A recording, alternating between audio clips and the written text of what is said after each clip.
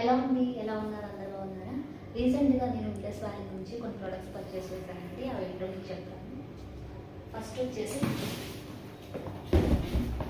Indus వ్యాలీది triply stainless steel biryani bottle lid అండి. ఇది ఎలా ఉందో మీకు చూపిస్తాను.